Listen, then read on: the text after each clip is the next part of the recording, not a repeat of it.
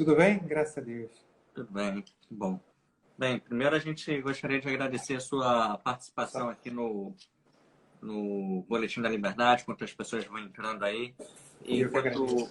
as pessoas entram, eu vou te explicar rapidinho como que é a nossa dinâmica. A primeira é uma introdução, falando aqui, eu faço uma introdução rápida. Segundo, a gente vai falar sobre o Paulo Messina e a sua experiência. Terceiro, a gente fala sobre a cidade do Rio de Janeiro em si e a gestão pública. Depois a gente passa para um pinga-fogo bem rápido, perguntas e respostas Legal. maravilhosas que a nossa redação fez.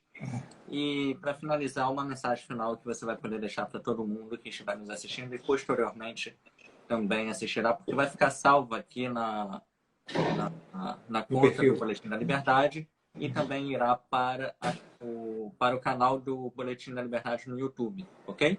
Beleza. Então tá. Então, no Deixa eu início pegar, do ano, mexer o no som Boletim, aqui. no início do ano, o Boletim da Liberdade deu início a um conjunto de entrevistas em vídeo com pré-candidatos às prefeituras das principais praças do país. Já entrevistamos pré-candidatos do Partido Novo para prefeituras de Florianópolis e São Paulo, e PSB também de São Paulo, e de Macapá do Podemos. No Rio já conversamos com pré-candidato do Novo, Democrático, do PSD, do PSL, do PTB, do PSDB, do PSC e hoje temos a honra de receber aqui o pré-candidato à Prefeitura do Rio de Janeiro, o vereador Paulo Messina, que deverá concorrer pelo MDB.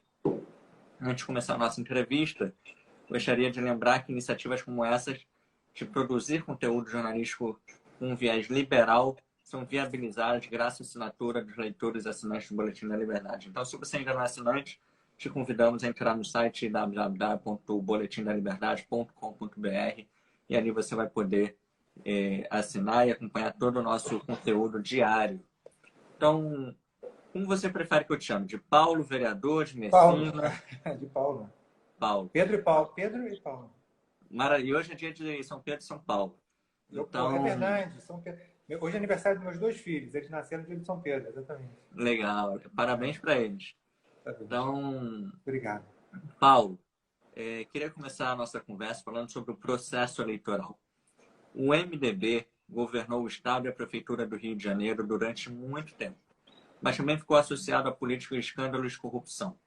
Caso dos ex-governadores Sérgio Cabral, Luiz Fernando Pezão e também do ex-presidente da Câmara dos Deputados, Eduardo Cunha. Como você enxerga essa situação toda do seu partido e acredita que isso pode afetar de alguma maneira a sua imagem ou a sua candidatura? Eu acho que não afeta, porque o povo entende que quem pratica tanto atos corretos como atos errados, são as pessoas, não é partido. Né? E cada um responde pelos seus atos. Né? Eu, particularmente, nem dessas pessoas todas que você citou, eu não conheci, não estava no MDB na época deles, não estive em nenhuma reunião. Eu conheci pela televisão, assim como todo carioca. Né? Então, assim, eu não tenho compromisso nenhum com esse passado, pelo contrário, eu entro no partido agora com compromisso com as páginas em branco para frente, compromisso, inclusive, que o partido que a gente tem de autonomia absoluta, tanto para montar o programa de governo para depois, e tanto é prova disso que eu assumi a presidência do partido aqui. Então, na cidade do Rio de Janeiro, eu e o grupo que nós montamos, vindos da Fundação Ulisses Guimarães, estamos aí com a caneta e as páginas em branco para escrever para frente. Né? O partido tem histórias muito bonitas para trás, enfim, mas aí que está. A história, por exemplo, de Ulisses Guimarães, a história de Pedro Simão, são histórias de pessoas, né? Cada um que responde pelos seus atos. Eu acho que a povo entende que para ser candidato você tem que ter um partido, tem que se estar filiado a um partido político, né? E aí o partido é feito de pessoas, enfim, é isso.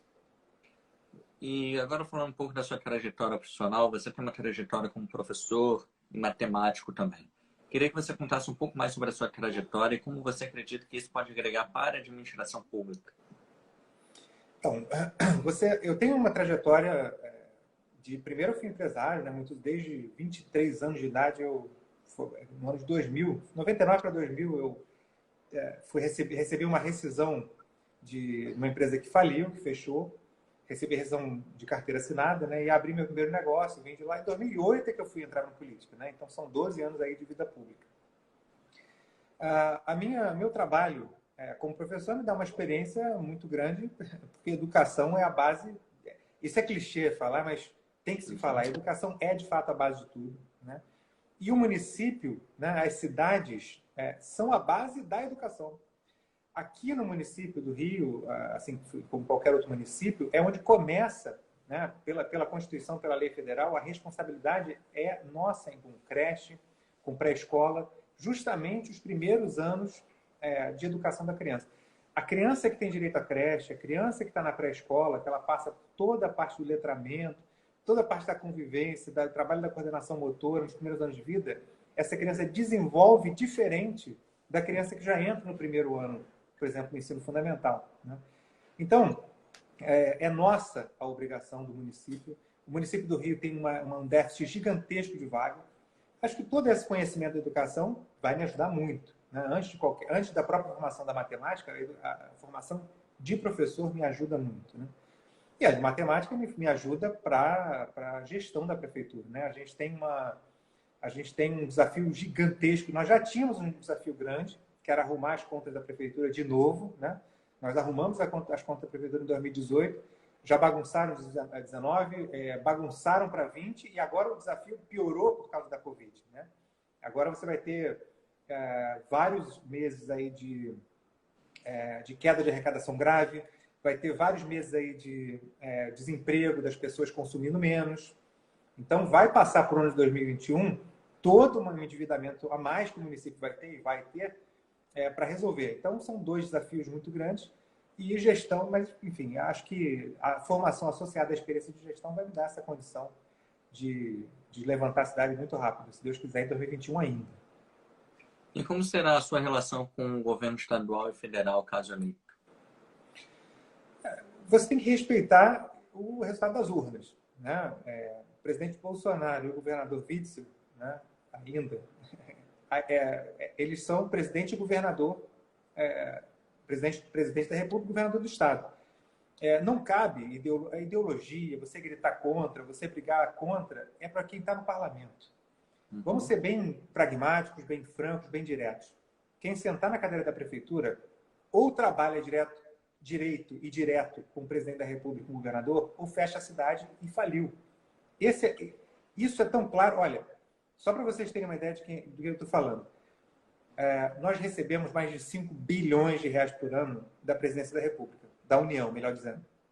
Por quê? São repasses de Fundeb, repasses de SUS e vários outros programas que são programas pontuais, que sejam Minha Casa Minha Vida, que sejam programas de assistência social, né? E aí alguém pode dizer, mas o SUS não é lei federal, não é a Constituição que diz que tem que investir tanto na educação, tanto na saúde, tanto na educação? Não. O teto de reembolso para a prefeitura, que a gente chama teto MAC, por exemplo, de média e alta complexidade, o teto de reembolso, tudo que você faz aqui de cirurgia, por exemplo, você cadastra no sistema de regulação e recebe de reembolso. Mas existe um teto. Este teto é discricionário do ministro da Saúde. Entende? Então, tem gatilhos que se você tiver um mau relacionamento do governo federal, você não anda, né? Só você olhar o passado, o governador Garotinho, César Maia, como eles brigavam, né, com o governo do estado e a prefeitura, e dessa briga acaba sendo ruim para o cidadão. Então, assim, não tem que ter briga. Quem sentar na cadeira vai trabalhar com o presidente da República eleito, governador eleito. Esse é o ponto. Legal. E, Messina, você já foi chefe da Casa Civil da Prefeitura na atual gestão do prefeito Crivella. Como você avalia a sua experiência e o que pode nos adiantar do que mudaria de concreto? Bom, primeira coisa, tudo que a gente fez no ano de 2018, eu fui para a Prefeitura com uma missão, né? Colocar as contas em dia.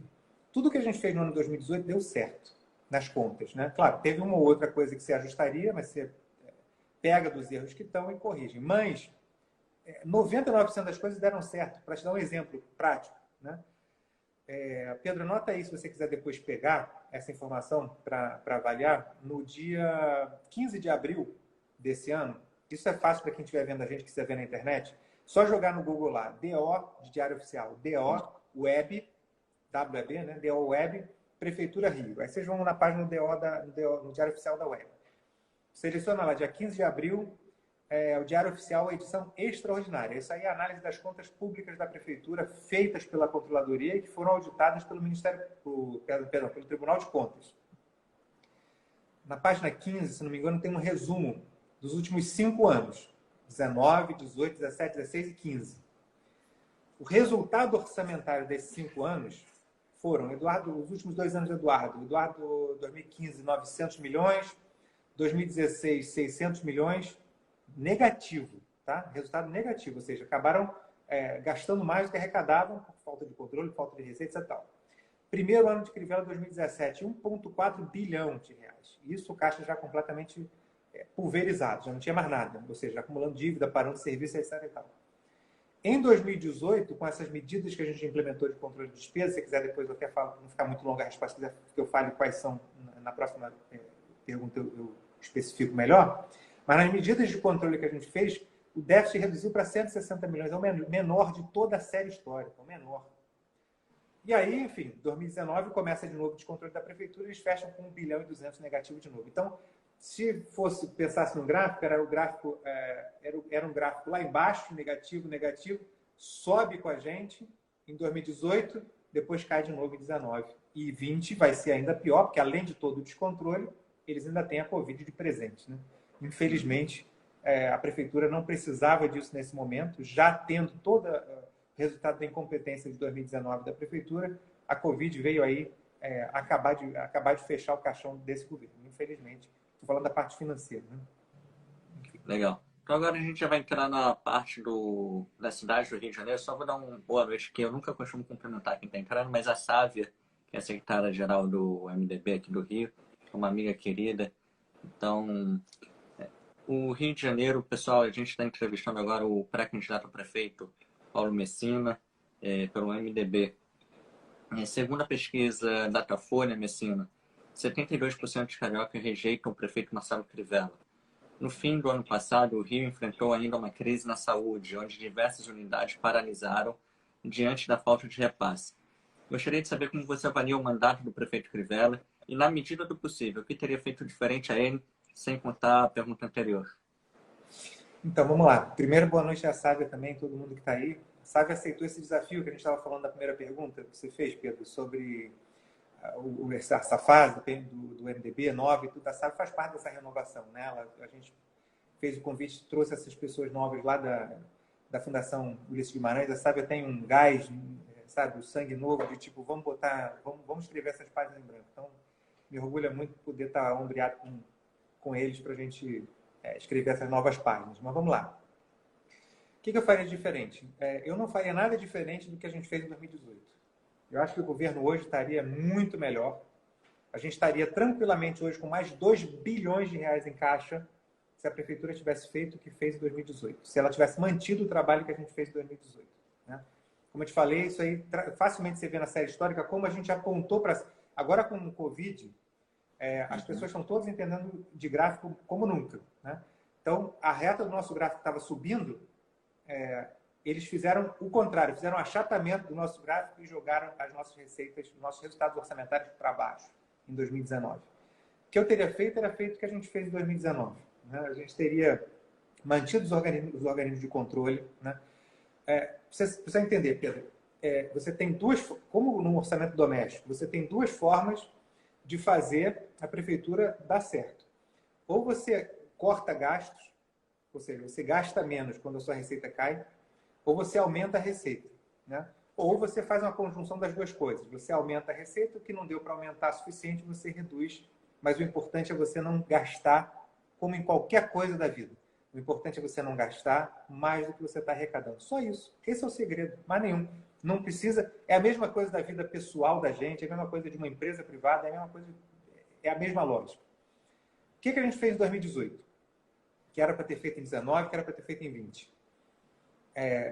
A prefeitura tem receitas diretas do cidadão carioca. IPTU, ISS, TBI. Tem receitas do cidadão carioca do Estado que vem para a prefeitura. IPVA, ICMS, por aí vai. Tem receitas da União também que paga, que vem para a gente. Receitas diretas do cidadão que a gente chama de fonte 100. Mas cada secretaria, cada empresa pública, ela tem o poder tem a forma dela trazer receita para a prefeitura também, que é o que a gente chama das fontes vinculadas. Então, por exemplo, a Sete Rio, quando ela multa um carro, tem a multa de trânsito, é uma fonte 109, é uma nova fonte de receita. A saúde, quando ela opera, se ela não pede reembolso, o SUS não manda dinheiro, que a gente chama de sistema de... Eu estou falando reembolso na linguagem mais didática, mas é o sistema de regulação, não funciona. É como um reembolso plano de saúde particular. Quando você entra no sistema do SUS, ele vai e manda para a gente volta à complexidade. Se você tem uma equipe de saúde da família que está incompleta, você não consegue cadastrar no sistema do SUS para receber do Fundo de Atenção Primária. Então, assim, arquitetura e urbanismo, você tem um fundo, a 146, que é a fonte de regularização urbanística. Tipo, o cara fez um puxadinho, ou tem um projeto que o cara está pedindo para construir uma cobertura, um quarto na cobertura dele. Né? Na cidade inteira você tem essa realidade, desde a cobertura dos mais abastados até um puxadinho que seja na população mais carente. Mas existe essa necessidade de intervenção urbanística. E isso gera taxa para a prefeitura. Né? Cara, poder passar a noite aqui te listando as oportunidades que todas... Com LURB, com negócio de retirada de entulho, até tantos litros é de graça, depois disso começa a cobrar e por aí vai. Então, o que acontece? Quando você tem uma facilidade de acesso à fonte 100, ou seja, o dinheiro que entra sem as empresas trabalharem, sem as secretarias trabalharem, a fonte 100 entra, concorda? A guia do IPTU vence, está lá o dinheiro no caixa da prefeitura. Multar carro, rebocar carro para Sete Rio, ou fazer o trabalho da regulação, ou manter as equipes inteiras na saúde, ou ir para a rua fiscalizar a produção urbanística, ou tudo isso dá trabalho. Se a secretaria pede o dinheiro para a prefeitura na fonte 100 e a prefeitura tem para dar e libera, para que a secretaria ou a empresa vai ficar, para que a Conlurb vai ficar se preocupando em tentar aumentar a receita dela de entulho ou a receita dela de reciclagem, ou criando ideias? Para que ela vai fazer isso? Para que o IPLAN vai querer vender o sistema dele para outra cidade? Para quê? Se é mais fácil pedir para o prefeito da fonte 100 e receber. Né? Então, o que a gente fez em 2018 foi muito simples. A gente fechou a torneira da fonte 100 e falou, você tem que gerar a tua receita. Claro, no caso de multa de trânsito, por exemplo, você não vai exigir que o cara saia multando o carro na rua, não é isso. Né? Você não vai exigir que o cara prejudique o cidadão, muito pelo contrário. Mas você vai pedir, sim, que os lugares, por exemplo, você tinha uma série de câmeras desligadas em áreas que são de risco e que tinha tido aumento de acidentes, sim, você vai dizer, não, vamos religar essa câmera aqui, com aviso, tudo para respeitar o cidadão, para ele saber que ele tem que frear ali, etc e tal, mas você tem que voltar a cobrar. O que você pode fazer de respeito ao cidadão, num caso, por exemplo, de multa de trânsito, se você volta a cobrar, você, em vez de investir esse dinheiro em propaganda e outra coisa, você investe no asfalto, na melhoria para o próprio cidadão. Enfim, o que você faria? Controle de gastos. Esse é o ponto. Essa é a base de tudo. Uma prefeitura saudável, Pedro, ela dá... uma prefeitura saudável, ela deixa a cidade com uma cara que ela está sendo cuidada. Você tem dinheiro para cuidar da cidade. Você tem dinheiro para cuidar desde conservação até a ordem pública. E aí você não tem esse desânimo que se abateu. E aí o grande, para finalizar a resposta, o que eu acho pior do governo? É o desânimo que ele trouxe para a cidade. É um desânimo que foi na alma do carioca, sabe? Essa alma de tipo, pô, que legal investir nessa cidade. Pô, que legal um cara querer abrir um restaurante aqui, ou abrir uma casa de show, ou abrir um cinema, ou fazer uma peça de teatro, ou a pessoa ir para a rua, passear, sabe? Isso é o espírito do carioca que foi ceifado nesse governo. É um desânimo. As pessoas não vão botar... A empresa que é grande, eu não vou botar dinheiro no Rio de Janeiro, vou botar em São Paulo. O restaurante fecha, eu vou mandar os funcionários embora. Acabou a esperança num Rio de Janeiro organizado. Esse foi o pior crítica que eu faço ao governo. Legal. O Rio experimentou ao longo dos últimos anos um conjunto de modelos diferentes na gestão da saúde pública. Um deles foi por meio das OS, organizações sociais, que são entidades privadas com trato médico e fazem a gerência das diferentes unidades. Outro modelo é o modelo tradicional, com a convocação de concursos públicos e a atuação direta do Estado na gestão. Eu queria entender como você avalia esses dois modelos e você, sendo eleito prefeito, o que poderíamos esperar da sua administração nesse campo? Então, não dá, isso é uma coisa que é importante todo mundo entender, não dá para transformar os funcionários que hoje ocupam espaço em OS como estatutários, como funcionários públicos. Não dá para fazer isso. Por quê? Existe uma lei federal chamada Lei de Responsabilidade Fiscal, uma lei complementar federal, que ela limita os gastos de pessoal que a prefeitura ou o estado, enfim, qualquer ente da federação tem. O limite da prefeitura, por exemplo, é de 54% da receita. Então, e a prefeitura hoje já está estourada nesse limite. Não pode aumentar a despesa com o funcionário público. Isso não é uma decisão da prefeitura, é uma decisão muito maior que vem de uma lei de 20 anos já. Né? Então, não pode, isso é crime de responsabilidade. A OS é uma saída para o governo, porque em vez de ela estar contratando pessoal, ela está contratando uma empresa para prestar serviço. E aquilo sai como serviço, não sai como pessoal. E aí você consegue passar desse teto dos 54%. Agora, não quer dizer que eu vá fazer esse mesmo modelo de OS. Eu acho que esse modelo de OS está errado. Nós já vimos que está errado. Porque o modelo que foi feito na época do Eduardo foi um modelo que concentrou demais as áreas, fez áreas muito grandes, muitas unidades na mão de uma ou duas OS. Né? Pra você ter uma ideia, na verdade, foram no total final de todas as 400 e poucas unidades que a gente teve, ficou na mão de 6 a 8 OS só. Sendo que duas, como eu falei, duas grandes, a Viva Rio e a Iabas. Essas duas OS tinham 7 mil funcionários uma, 5 mil e poucos funcionários outra. Isso dá um poder muito grande dela te pressionar, prefeitura. Ela chega e fala, não, agora eu estou precisando de dinheiro para fazer ajuda de custo para mestrado para o pessoal que vai fazer lá. E aí o preço do salário agora vai para tanto. Ou então, na hora de qualquer negociação que ela senta na mesa, ela senta pesada em cima de você. Né? O que eu faria, né, o que eu farei se eleito, é quebrar, fragmentar essas áreas. Né?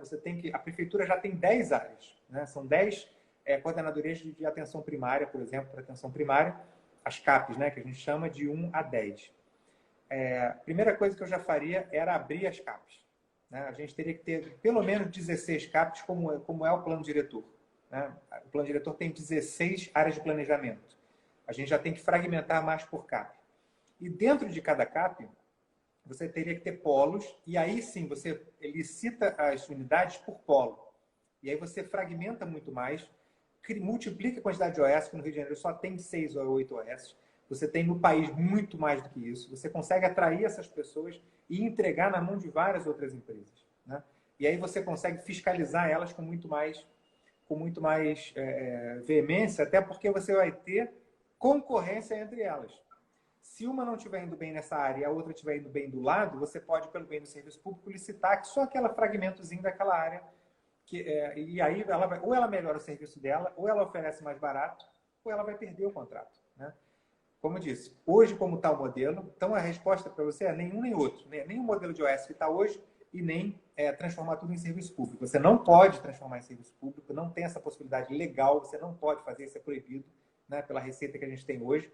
Nós teríamos que ter pelo menos 3 a 4 bilhões de receita a mais para caber os funcionários de OS. Então, isso é inviável. Né? Pelos próximos 8 anos, provavelmente, isso será inviável fazer. Então, o que a gente faz? Pega o modelo agora, fragmenta ele e relicita a área toda. Essa é a única solução que tem para tirar a gente dessa situação. Messina, quando a gente falar da cidade do Rio de Janeiro, não tem jeito, precisamos falar com certeza sobre segurança pública. Porque acaba sendo um tema que acaba afetando todos os outros, desenvolvimento, emprego, etc. Quero entender como você acredita que, caso eleito prefeito, conseguiria contribuir para a redução da violência na cidade do Rio de Janeiro. Então, a violência, ela se combate com duas coisas. Né? Primeiro, de tudo, com inteligência. Né? E, enfim, se não possível, na última instância, de fato, o enfrentamento. Né? Isso é muito representado no Estado pelas duas forças policiais que você tem. Né? A Polícia Civil e a Polícia Militar. Né? Você tem a inteligência na Polícia Civil e você tem o confronto, a repressão na Polícia Militar. Não é papel da Prefeitura entrar no âmbito da Polícia Militar. Né? Vamos botar fuzil na mão da guarda e mandar a guarda subir, fazer incursão atrás de bandidos junto com a Polícia Militar. Não é, de jeito nenhum, por esse caminho. Está fora de cogitação para mim. O que a Prefeitura tem e pode fazer é no serviço de inteligência, que é muito mais importante, e inclusive diminui o trabalho da Polícia Militar junto com a Polícia Civil. Como? Primeiro, nós temos um centro de operações, temos um centro de operações que detém uma malha muito pequena de câmeras na cidade. Nós já temos no COR, no Centro de Operações Rio, uma tecnologia chamada OCR, que é reconhecimento óptico de caracteres. O que quer dizer isso? Passa um carro numa câmera qualquer, nós sabemos a placa do carro que passou naquela câmera. Mas como a malha de câmeras não está bem estabelecida na cidade, nós não temos como saber a rota dela inteira. Por que isso é útil? Por exemplo, teve um sequestro de uma pessoa, teve um crime, um carro passou e atirou, etc. com a placa tal. Mesmo que essa placa seja clonada, não importa. Porque esta placa, mesmo clonada, ela passou por um trajeto completo. Se eu tiver uma malha completa, pelo menos para cobrir as principais áreas da cidade, né? E aí a gente não está falando de um investimento tão grande assim, nós conseguimos fazer o trajeto inteiro daquele carro desde o momento que as pessoas embarcaram no carro. E aí eu vou naquela câmera com 3, 4 comandos no sistema, o sistema vai me dizer, esse carro passou por todas essas ruas e veio do lugar tal, da rua tal, a hora tal. Então você vai lá naquela câmera da rua tal, na hora tal, e puxa a imagem das pessoas embarcando naquele carro. Isso é inteligência que a prefeitura pode e deve fazer, e tem tecnologia para fazer. E tem centro já para fazer, tem tudo, está tudo pronto ali. Né? Integrar com a Polícia Civil. Então, o principal que a gente imagina é isso. Isso foi só um exemplo do OCR, né? Você tem vários outros softwares, tem software até de reconhecimento facial, tem software de reconhecimento, se a pessoa estiver coberta, reconhece tamanho do ombro, trejeitos, enfim, tudo isso é software barato, já existe isso para vender comercialmente, e a prefeitura tem que criar essa malha e trabalhar junto ao governo do estado, inteligência. Né? Isso é muito mais do que repressão. Aqui no caso da cidade do Rio de Janeiro, Messina, começaram a surgir diversas cracolândias em diversos pontos da cidade. Como que esse tema poderia ser enfrentado, na sua opinião? Você tem, as cracolândias, elas existem porque existe o consumo de drogas, existe a venda próxima dali, porque ninguém faz... as pessoas que estão viciadas, dependentes do crack, elas geralmente formam essas colônias próximas ao local onde ela consegue comprar. Né? E falta de programa assistencial da própria prefeitura. Então, assim, a primeira coisa que você tem que ter, né? Você tem que ter um trabalho junto com o governo do estado, porque se tem uma cracolândia ali, tem um ponto de venda de drogas ali. Segundo, você tem que dar alternativa para essas pessoas. Você não pode simplesmente dizer para elas, olha, eu vou tirar vocês da rua e acabou. Elas vão voltar para a rua. Você tem que ter um programa de recuperação. Né? Não existe. Você quer me dizer, vou fazer internação compulsória. Se tiver em risco de vida da pessoa, você pode conseguir por autorização judicial. Só que, além disso, se você oferecer de fato uma colônia, de fato um trabalho correto, certo, e não levar as pessoas para um lugar onde tem pulga na cama, por exemplo, as pessoas não vão querer voltar para a rua no dia seguinte. O que você tem que dar é alternativa. Né? Existe uma passagem no livro de Sun Tzu, já conhecidíssimo, da Arte da Guerra, que ela fala o seguinte: se você está com o seu exército completamente cercado, se você está com o exército inimigo completamente cercado, se você não der uma única brecha para ele recuar, ele vai lutar até o último homem. Então é isso, eles estão numa situação já de dependência absoluta. Se você não der alternativa, não adianta reprimir. E a alternativa não é dar espaço, repito, em abrigos com péssimas condições, que até pulga em colchão tem. O prefeito Marcelo Crivella reduziu ao longo do seu mandato as verbas públicas destinadas às escolas de samba, Paulo Messina. Embora a medida tenha desagradado alguns grupos, uma pesquisa Datafolha, divulgada em dezembro, aponta que 60% dos cariocas apoiam essa medida. O que você pensa a respeito? A prefeitura deveria fornecer auxílio financeiro às escolas de samba e a outras iniciativas de carnaval, como blocos de rua, ou não? Então, o que é o carnaval? Eu gosto de fazer essa distinção, Pedro. O que é o carnaval cultura? O que é o carnaval evento da cidade? E o que é o carnaval negócio? Né?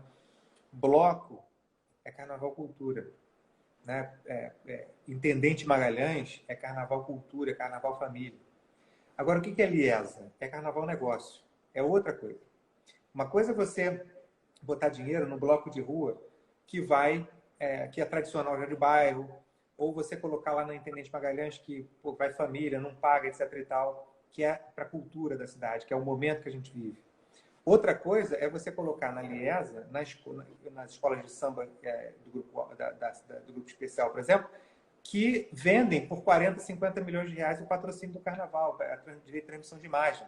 Você entende? Então a prefeitura gasta R$ 1 milhão por escola para dar lucro para uma entidade ali. É diferente do resto do carnaval na cidade. Então há que se ter.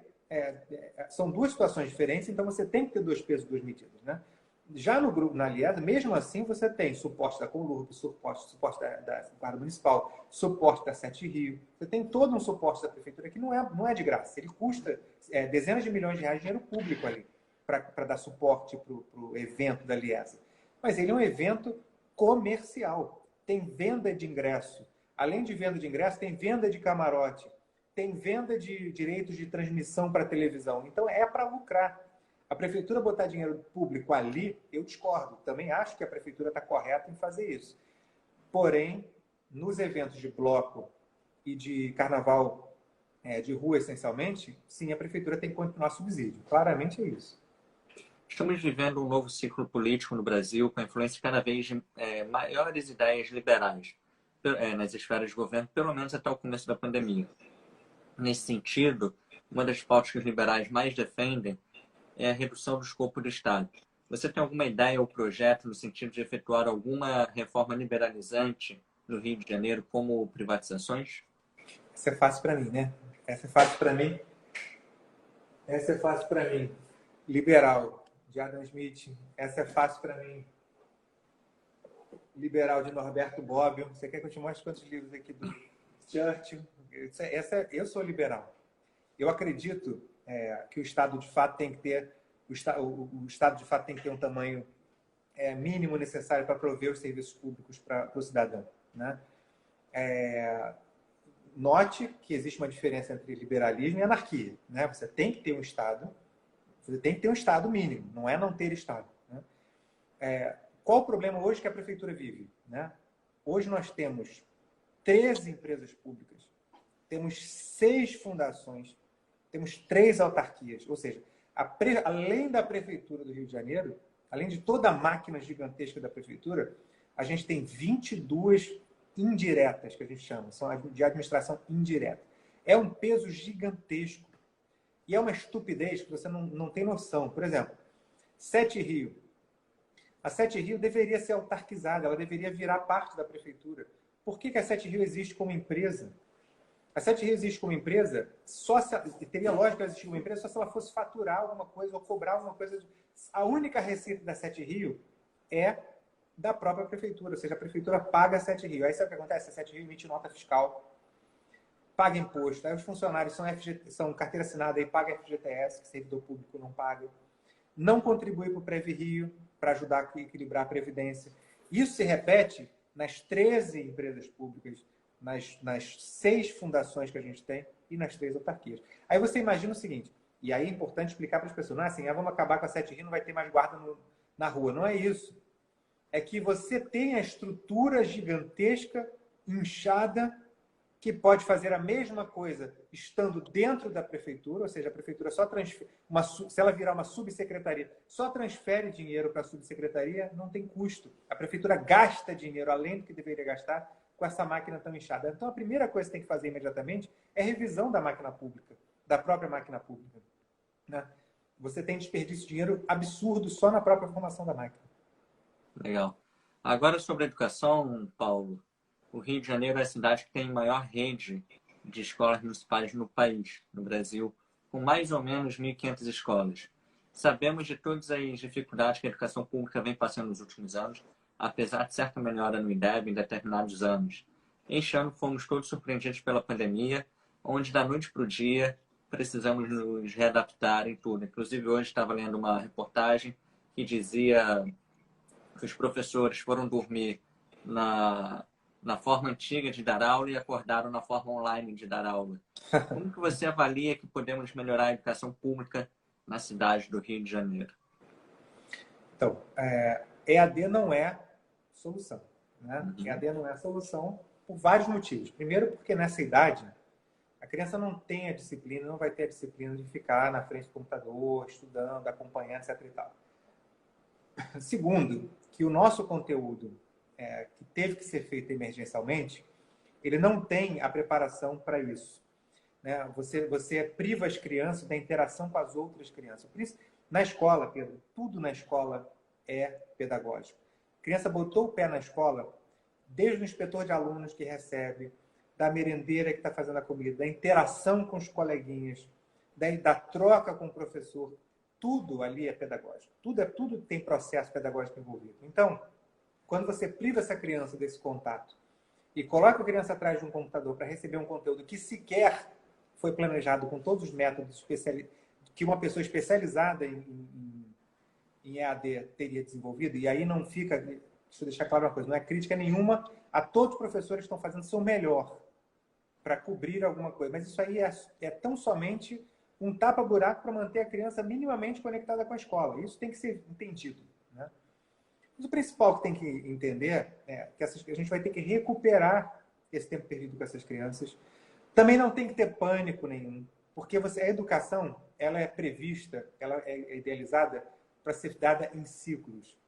E não está escrito em lugar nenhum que sempre os ciclos têm que coincidir com um ano, com um calendário de janeiro a dezembro. Né? Você imagina o ciclo para a gente que já passou por universidade como se fossem períodos, né? Claro, períodos ainda menores, mas você pode... esses ciclos, eles não necessariamente têm que se enquadrar de janeiro a dezembro. O que você tem que entender é que é importante que a criança aprenda. Né? Todo pai, eu vou falar até como pai de criança em idade escolar. Eu prefiro que meu filho faça o que ele não fez do que ele aprenda acelerado e não aprenda. Eu prefiro que ele faça alguns ciclos esse ano e complete os demais ciclos no ano que vem, e aí a escola faça um planejamento de ciclos para recuperar essas crianças e lá na frente consiga equalizar, do que queira dar tudo entulhado rápido, em 3 ou 4 meses úteis que esse ano vai ter presenciais, um ano inteiro em 4 meses e não vai aprender no final do ano, vai passar de ano, vai dar um diploma para quem estiver em quinto no nono ano e a criança não aprendeu. Aí vai chegar lá no ensino médio cheio de problema. Então, é melhor fazer ciclo, é melhor ensinar por ciclo, mesmo que ele não coincida. Vai terminar, quem está no terceiro, quarto ano, vai terminar o terceiro, quarto ano lá no meio do ano que vem, e começa já o quinto ano, já começa o ano seguinte no meio do ano que vem, e aí vai. Isso é um planejamento que tem que ser feito, que é absolutamente possível. Né? O conhecimento ele já é dado em conteúdos, é modular, dá para você fazer. Então, o que eu imagino é educação presencial. Não tem educação à distância. Educação à distância só se for apoio, aula de reforço, alguma coisa assim. Mas a principal educação do meu governo é educação presencial. A volta da educação presencial para os alunos e com planejamento de ciclo para a gente recuperar essas crianças que perderam, vamos falar a verdade, que praticamente já perderam esse ano. Ah. Então, pessoal, quem está nos assistindo, quem entrou aí no meio do caminho, estamos entrevistando hoje o Paulo Messina, vereador da cidade do Rio de Janeiro pelo MDB e já foi secretário municipal também. Ele que é pré-candidato a prefeito da cidade do Rio esse ano. A gente vai entrar na nossa parte 3, que é o Pinga Fogo, o Messina. Nessa sessão, só para explicar para as pessoas, nós propomos perguntas e respostas rápidas, sem muito desenvolvimento da resposta, até porque eu, pelo menos, é a parte que eu mais gosto. Assim, é perigoso, da interatividade. Mas pode ficar tranquilo que a nossa redação pegou leve aqui hoje. Não, tô brincando, não tem ensaio justo não, manda abraço. Não. Eu acho que não. Eu responderia tudo. Não, mas eu não fico. Não, tô dizendo, não tem ensaio justo comigo, fica tranquilo. Ah, tranquilo, ótimo. Vai. Então, vamos lá. O que você mais gosta do Rio de Janeiro? Do Rio de Janeiro. Qual é o maior problema? É para responder sem pensar assim, eu gosto da minha cidade. Qual é o maior problema do Rio de Janeiro? Hoje, saúde. Qual é o maior potencial do Rio de Janeiro? O Rio de Janeiro, cara. É o carioca, é o que a gente entende? É o potencial daqui. Eu acho que se você tiver igualdade... Desculpa estender, mas só para explicar o que eu quer dizer. Não tem problema. É porque você tem vamos lá, uma grande construtora que gera grande quantidade de emprego em massa é a construção civil. Uma grande construtora geralmente tem escritório aqui, tem escritório em São Paulo. Se você der igualdade de condições, olha, minha cidade é o Rio de Janeiro. Se você não precisa dar condições melhores que São Paulo, se você der igual, o cara vai vir para cá. porque a gente é o Rio de Janeiro, entendeu? Uma, E a gente tá todo mundo desanimado. Então, a resposta é essa, é o Rio de Janeiro. uma inspiração na sua família e uma inspiração como pessoa pública. A minha família é minha avó. E como Quer que pessoa explique pública. ou é só pinga-fogo? Não, Só... é Então com vai. você, tem tempo. Minha avó. Minha avó que veio da Itália depois da guerra, trouxe meu pai adolescente, meu tio adolescente, com uma mão na frente e outra atrás, sem marido, sozinho. A mulher naquela época fazer isso, veio para cá com uma mão na frente e outra atrás, país destruído, e botou eles dois para estudar, costurou, sabe, ralou pra caramba. E, enfim, E como venceu pessoa na vida, pública. venceu eles. Como pessoa pública, Ah. eu tô no MDB. Se eu não citar o Ulisses Guimarães, eu sou muito suspeita, né? O Ulisses Guimarães é um... Pô, gente, eu li o livro, é maravilhoso. Todas as falas dele maravilhosas, tudo maravilhoso. Legal. Qual é o maior problema da gestão pública? São dois. Posso responder dois? Claro. Corrupção e incompetência. São dois grandes problemas que têm o mesmo fim para o cidadão. Desperdício de dinheiro. Ou num dinheiro vai rala abaixo, no outro dinheiro vai para o bolso de quem está do corrupto. Qual é a solução para a gestão pública? Honestidade e competência. De 0 a 10, Paulo Messina, qual nota você daria para o Jair Bolsonaro? Eu acho que na economia eu daria 7 para ele. Na economia eu dou 7. Eu acho que a questão que a gente está vivendo hoje em relação ao dólar está correto. Né? O dólar está aumentando, na verdade, porque o investidor estrangeiro está tirando dinheiro daqui, ou seja, a oferta de dólar diminui e aumenta a participação, você aumenta a procura pelo dólar aqui e óbvio, a oferta e procura aumenta. Então muita gente critica o dólar, eu acho que é o contrário. A alta do dólar mostra como está correto. Quando você baixa os juros, o investidor internacional tira, mas a empresa local pode aumentar. Então eu daria 7 para a parte econômica. Mas na parte do trato social, na parte de lidar com a imprensa, na parte 3.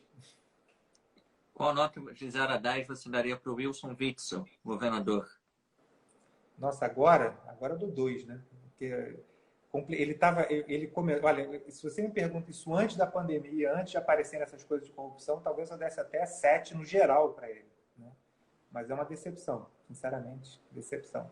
Agora Enfim, eu quero muito estar errado, tá? Eu quero muito ver esse vídeo daqui a, sei lá, 3 meses, depois da investigação, e falar, caramba, graças a Deus foram os caras lá e eles não sabiam. Mas enfim, hoje é 2. Agora uma última nota, prometo. De 0 a 10, qual nota você daria para o prefeito Marcelo Crivella?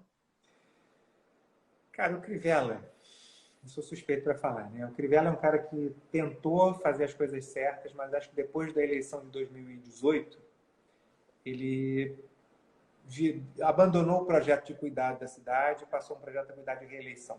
Né? E ele diz, não, mas eu não sou corrupto. A corrupção não é só por dinheiro, a corrupção também é por poder. Né?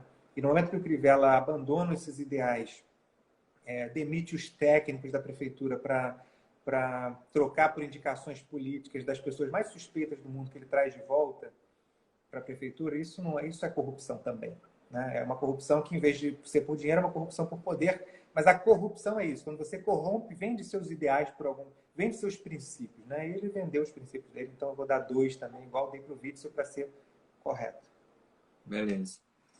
Bem, Paulo Messina, queria agradecer pela disponibilidade na entrevista e, por fim, fazer uma pergunta e deixar aqui um espaço aberto para você falar com o espectador que está nos assistindo, que assistirá depois também, sobre o porquê ele deve prestar atenção na sua pré-candidatura a prefeito nessas eleições de 2020. Pode deixar aí seu recado final à vontade. Obrigado. Pedro, eu posso só responder uma pergunta que eu vi pingando ali? Tem, a janelinha para mim fica bem pequenininha, mas eu vejo várias vezes eu vi a pergunta do pessoal falando sobre os profissionais de educação. Uhum. Nós temos um conjunto... aliás, a primeira coisa que já está pronta no programa de governo é justamente isso para os profissionais de educação. Desde o inspetor de aluno na merendeira até a direção de escola. Né? Esse programa, para simplificar todo mundo, para não estender muito aqui na live, tudo que está publicado no meu blog lá em 2016, em outubro, novembro de 2016, que eram as premissas, os compromissos que a gente tinha feito para o Crivella assinar para que a gente apoiasse o segundo turno e que 90% ele não cumpriu, aquilo ali integra o nosso programa de governo, tudo, para o profissional de educação. Então, ali no blog, vocês sabem, dá para encontrar certinho que está ali. Agora, vamos a teu ponto, desculpa aí. Por que prestar atenção na nossa candidatura? Olha, a cidade do Rio de Janeiro fez um movimento de não eleger o sucessor do Eduardo para eleger Crivella. Porque o povo queria um cara que dizia que era honesto. Eu quero sair disso, eu quero um cara honesto que vai cuidar das pessoas. Porque o governo anterior do Eduardo cuidou do grupo político deles, não cuidou de mim. Era a percepção que o eleitor que votou no Crivella tinha.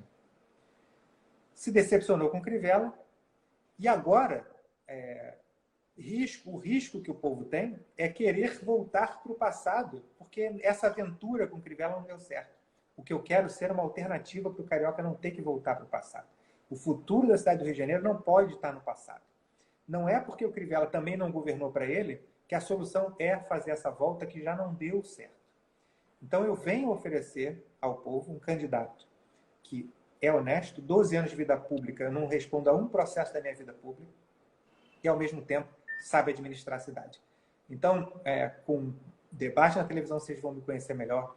Com esses debates que vocês estão fazendo, Pedro, e aí eu te agradeço muito pelas redes sociais. Então, TV e redes sociais são o caminho para a gente ser conhecido. Né? Vocês vão me conhecendo melhor por esse debate e vão percebendo que, além de honestidade, eu sei administrar a máquina pública. Então, é uma novidade, mas sem aventura. É isso que eu venho oferecer ao povo carioca. Legal. Então, antes de eu finalizar, lembramos e convidamos também a todos para amanhã assistirem a nossa última sabatina, a pré-candidatos a prefeito. Entrevistamos candidatos de Florianópolis, do Rio, de São Paulo, de Macapá, e que será com Arthur Duval, conhecido como Mamãe Falei, o youtuber do Patriotas de São Paulo. Ressaltamos que convidamos todos os candidatos do Rio e de São Paulo que têm alguma identificação com a visão liberal, além dos prefeitos em reeleição. Então, aqueles que não participaram de alguma entrevista conosco é porque realmente ou não responderam ou se negaram a conversar com a população.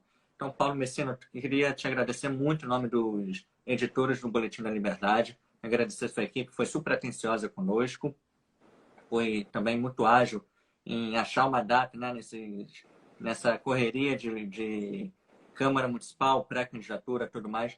Então, fica aqui o nosso muito obrigado e desejamos toda a sorte que você possa ter nessa pré-candidatura, na sua futura candidatura também. E conte com o Boletim da Liberdade, sempre para levar a melhor informação para os nossos leitores, para os leitores que compartilham e tudo mais as nossas notícias. Conta conosco e boa sorte para você, tá bom? Obrigado, Pedro. Olha, muito obrigado pelo espaço, muito obrigado pela oportunidade. Quanto mais a gente puder discutir, redes sociais são poderosíssimas ferramentas, ainda mais. Cada eleição eles ocupam mais espaço, né? E obrigado pelo compromisso, obrigado pelo espaço. Parabéns a vocês pelo espaço democrático que vocês estão criando. Parabéns, obrigado. Valeu, obrigado, pessoal. Boa noite aí, boa semana. Valeu, boa noite.